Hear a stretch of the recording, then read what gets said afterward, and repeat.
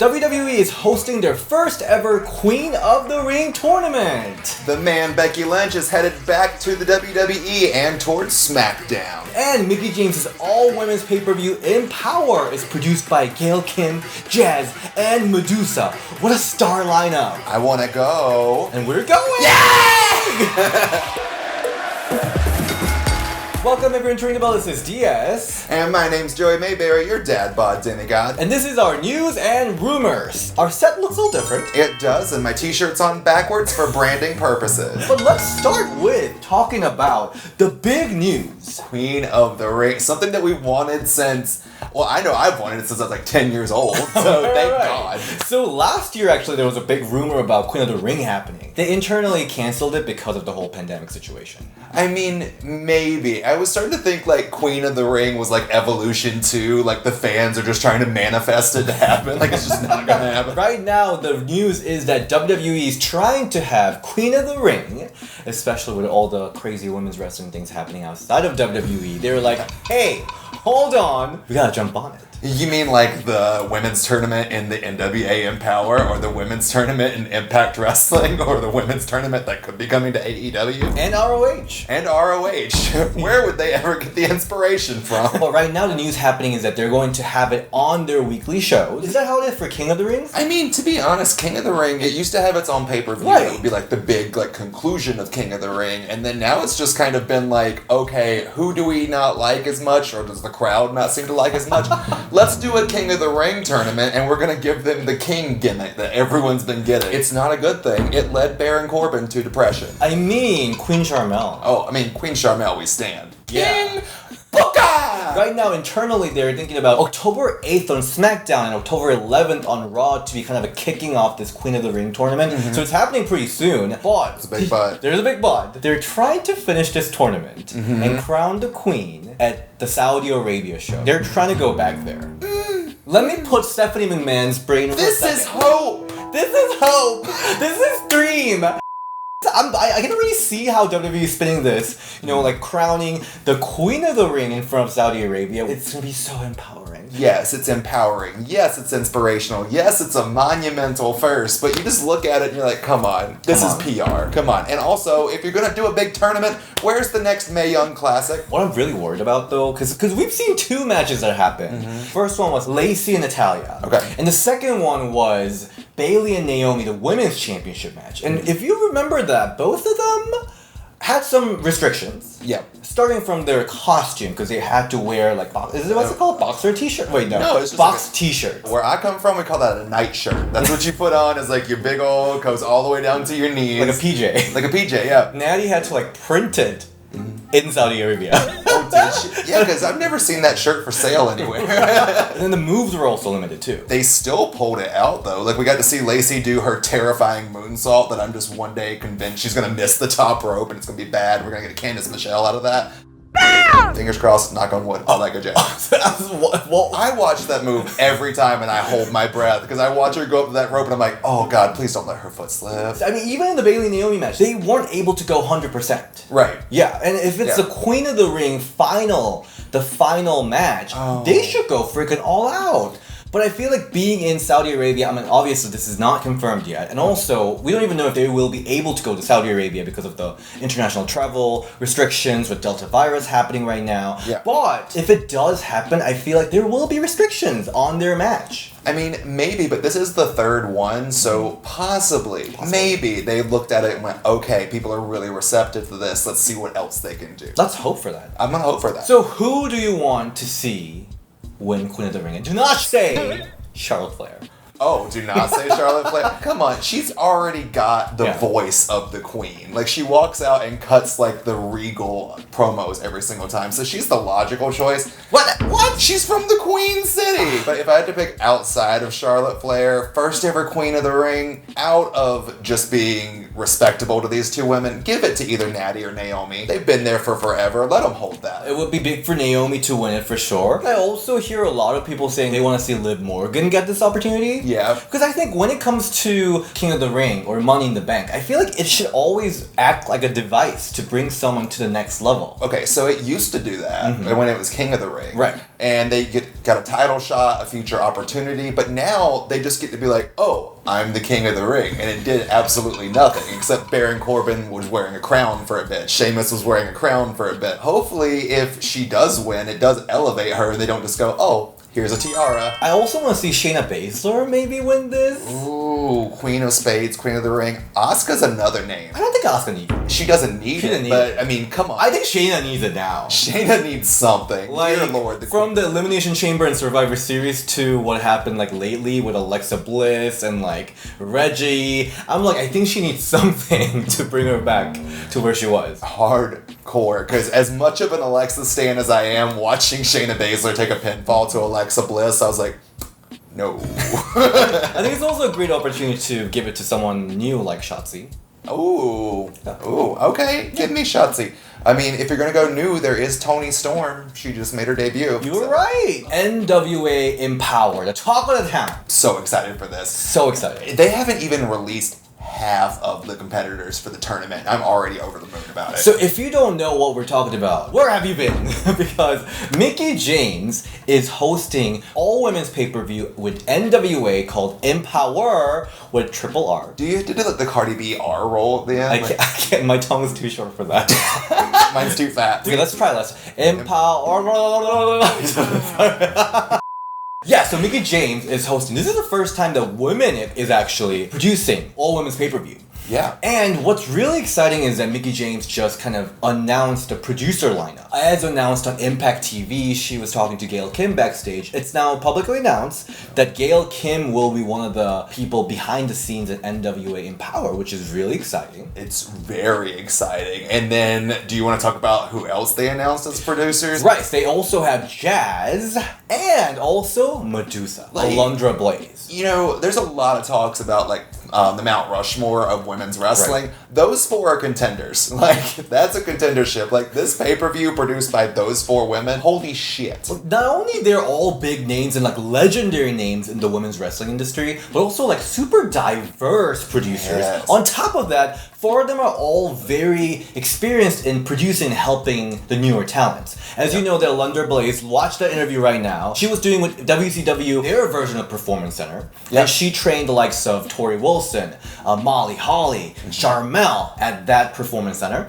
And then Jazz is doing her own wrestling school right now. Yep. And Gail Kim obviously is running the women's division in Impact Wrestling. So they are like top tier in every single way. It's top tier, but also like multi-generational too, because you've got Alundra Blaze, who was in WCW, old school WWF. She left right before the Big Divas era came in, and then that era brought in Mickie James. It brought in Gail Kim, so they went through that. They went through Impact at the height of the Knockouts era. You've got Jazz, who was in ECW. She was at the golden era of WWE Women's Division. Can't knock these four. It's perfection. And also match-wise, Deonna Purrazzo finally accepted Mickie James's invite. She will be defending her Knockouts Championship at Empowerrr. The challenger is not yet announced, and I'm not gonna say it because I think Mickie wants it to be still kind of under the wraps. It was taped.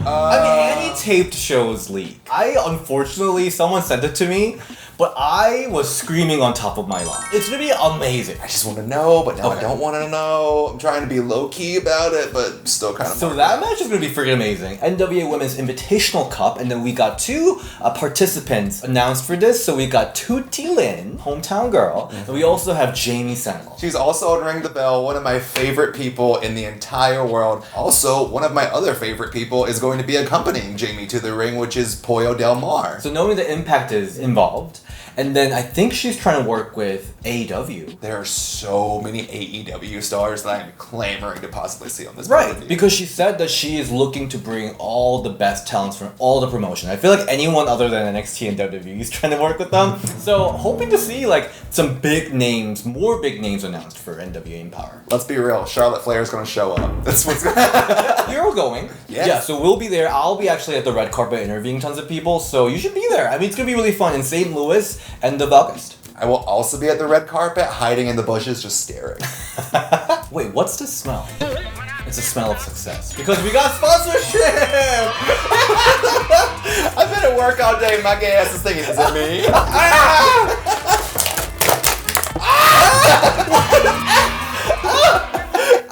The 25 plus articulation. You just got 25 points of articulation knocked the out. Yes.